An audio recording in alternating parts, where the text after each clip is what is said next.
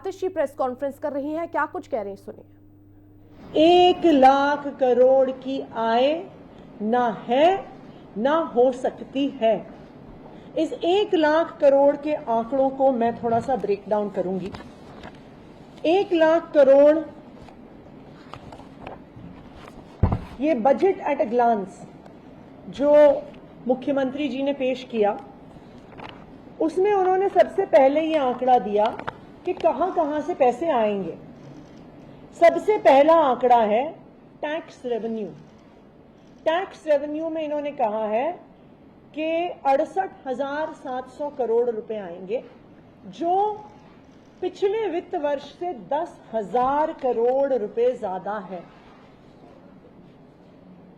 Budget के पिछले दिन जब इकोनॉमिक सर्वे दिल्ली विधानसभा में पेश नहीं हुआ था, तो हम सबके मन में सवाल उठ रहा था कि इकोनॉमिक सर्वे तो एक टेक्निकल डॉक्यूमेंट होता है, उसमें ऐसा क्या था कि भारतीय जनता पार्टी ने हमारे देश की 70 साल पुरानी पार्लियामेंट्री परंपरा तोड़ दी, संसदीय परंपरा तोड़ दी और इकोनॉमिक सर्वे नहीं प्रेजेंट किया।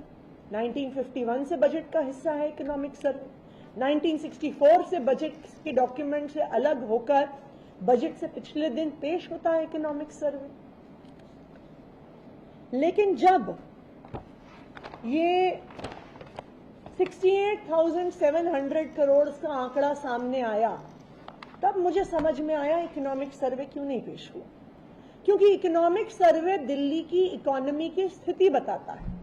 रियल एस्टेट सेक्टर कितना बढ़ रहा है, सर्विस सेक्टर कितना बढ़ रहा है, स्मॉल ट्रेडिंग कितनी बढ़ रही है, रिटेल कितना बढ़ रहा है, होलसेल ट्रेडिंग कितनी बढ़ रही है।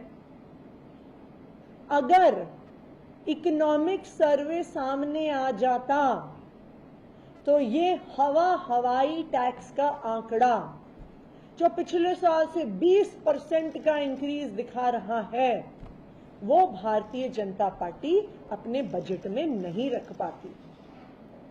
भारतीय जनता पार्टी की अपनी केंद्र सरकार का इकोनॉमिक सर्वे जीडीपी ग्रोथ 6.5% पे प्रोजेक्ट कर रहा है।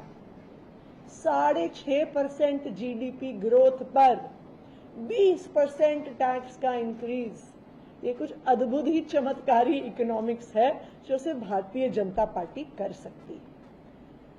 जो आंकड़ा एस्टिमेटेड टैक्स रेवेन्यू का भारतीय जनता पार्टी ने रखा है, ये बिल्कुल फर्जीवाड़ा है, निराधार है, और इसी की वजह से कल बजट से पिछले दिन इकोनॉमिक सर्वे को सदन पटल पर नहीं रखा गया। अगर आप देश की इकोनॉमी के आंकड़े और दिल्ली की इकोनॉमी के जो आंकड़े उपलब्ध हैं, उसके अनुसार हिसाब लगाएंगे तो दिल्ली का टैक्स रेवेन्यू तकरीबन 63,000 करोड़ के आसपास आने वाले वित्त वर्ष में होगा। यानी भाजपा की सरकार से एस्टिमेटेड 5,000 करोड़ कम, तो 1 लाख करोड़ का बजट आ गया 95,000 करोड़। दूसरा, ऐसा कहा गया इस बजट में कि 15,000 crore loans against small savings, 15,000 crore का लोन दिल्ली सरकार लेगी। दिल्ली सरकार बाकी राज्य सरकारों की तरह नहीं है कि वो बैंक से, मार्केट से लोन ले सकती है। इसलिए लोन दिल्ली सरकार सिर्फ नेशनल स्मॉल सेविंग फंड से ले सकती है।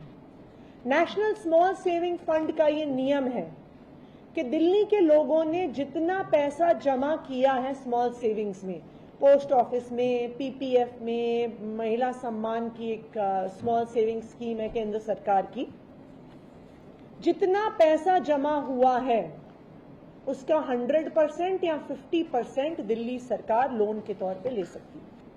एक समय ऐसा था कि तकरीबन 10,000 करोड़ दिल्ली वालों ने स्मॉल सेविंग्स में जमा किए हुए थे, इसलिए 10,000 करोड़ तक का लोन दिल्ली ने स्मॉल सेविंग फंड से लिया है। लेकिन 2023 के आंकड़े जो minister of state for finance Pankaj Chaudhary ji ने राज्यसभा में पेश किए, ये साफ साफ दिखाते हैं कि दिल्ली में एक समय पर 10,000 करोड़ से 9,000 करोड़ तक स्मॉल सेविंग्स डिपॉजिट पहुंचे, फिर 8,000 करोड़ और फिर 2023 तक 5,000 करोड़ रह गए। यानी दिल्ली सरकार 15,000 का लोन नहीं ले सकती है, ज्यादा से ज्यादा दिल्ली सरकार 5,000 करोड़ तक का लोन ले सकती है। तो एक और फर्जी आंकड़ा भाजपा सरकार के बजट में निकल के आया। इससे बजट का आंकड़ा 95,000 करोड़ से 10,000 करोड़ और कम हुआ, तो 95,000 करोड़ से 85,000 करोड़ पर दिल्ली का बजट पहुंच गया। तीसरी बात, भारतीय जनता पार्टी ने कहा कि हम समन्वय से सरकार चला रहे हैं, हम केंद्र सरकार से पैसा लेके आएंगे।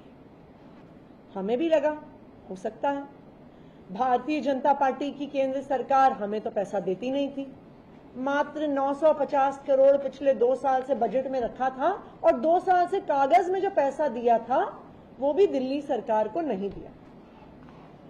तो बजट के आंकड़ों में ये निकल कर आया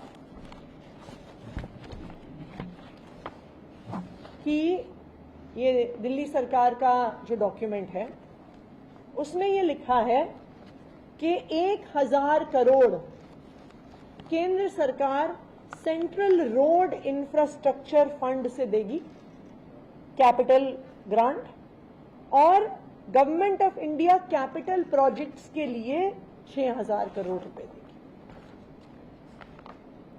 अब स्वाभाविक बात है कि अगर केंद्र सरकार पैसा देगी तो कहीं तो केंद्र सरकार के बजट में लिखा हुआ होगा कि दिल्ली को पैसा दे रहे हैं, यूनियन टेरिटरीज के लिए पैसा रखा हुआ है। क्योंकि जब अपनी सरकार बचाने के लिए मोदी जी बिहार को पैसा देते हैं तो वो केंद्र सरकार के बजट में दिखता है कि 1.5 लाख करोड़ मोदी जी ने बिहार में दिया।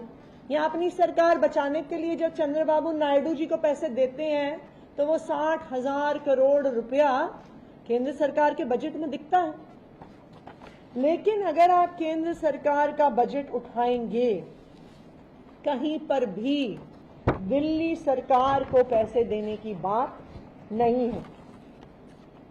केंद्र सरकार के बजट में demand number 86, ministry of road transport and highways, इसमें जो दिल्ली सरकार ने कहा central road and infrastructure funds, demand number 86 में demand head 4.05 schemes of union territories funded by CRIF, Central Road Infrastructure Fund. इसमें यूनियन टेरिटरीज जिसमें दिल्ली, जम्मू कश्मीर, लद्दाख, पुडुचेरी, दमन and Diu, Dadra Nagar Haveli सब शामिल हैं।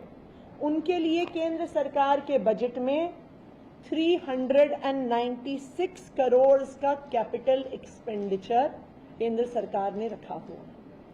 ये भारतीय जनता पार्टी की इकोनॉमिक्स का एक और चमत्कार कि 400 करोड़ के बजट एलोकेशन में से जो इतनी सारी यूनियन टेरिटरीज का हुआ है वो दिल्ली के लिए 1,000 करोड़ लेके आ जाएंगे।